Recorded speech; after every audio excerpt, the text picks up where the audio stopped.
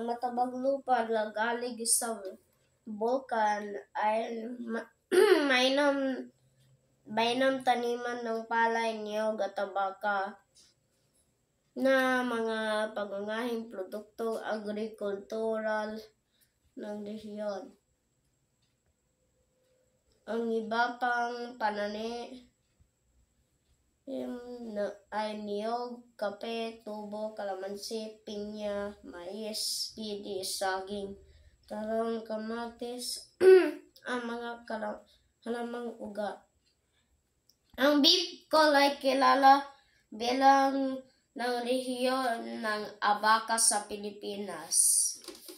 Ang lubid na gawa sa Bacau Manila hemp ay kilala sa buong mundo. Tibay dito. Ang pagbapastol o pag-aalaga na paparami ng baka ay isa ng mahalagang industriya sa Masbate dahil malawak ditong pastulan.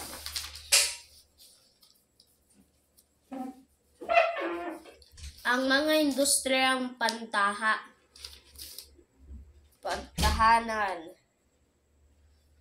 tulad ng paghahabi at paggagawa ng bangga at paso ay pinagkakakitaan din ng mga Bilokano. Ang mga muebles, basket at iba pang palamuti ay kagamitan ay gawa sa ratan ay mahalagang produkto mula sa Bicol. Sangga, pangayang industriya nito ay pangingisda. Ang Bios na isa sa maliliit na isda sa daigdig ay makikita sa lawa ng buhi sa Camarines Sur.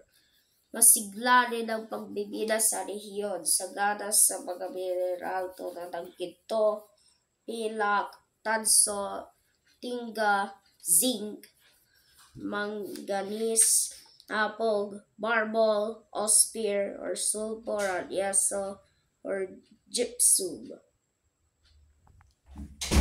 na mula sa mga bukal sa paligid ng Bulkang Bayon at Bukid Bukdol. Mga tao at kultura.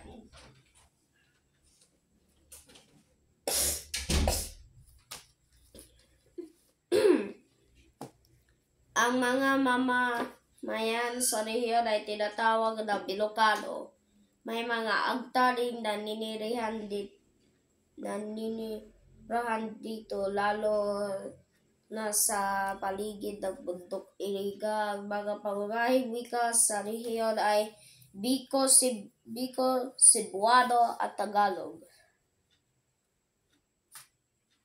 Isang halimbawa ng panitikan Bicol ang Osipon, na isang kwentong nagbibigay ng mahalagang aral.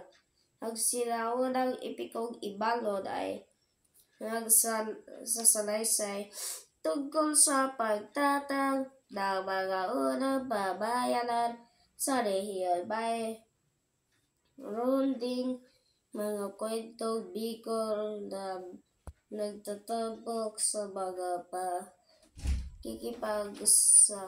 sa palaran ni Juan Osong.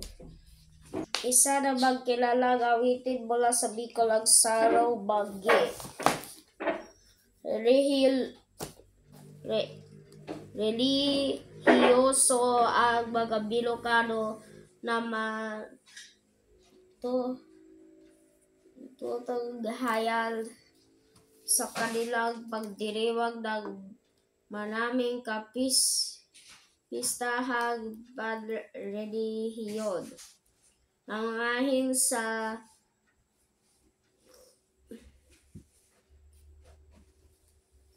mga pagdiriwang na ito ang pista ng Birhen ng Peña Francia na ginagawa tuwing Setyembre.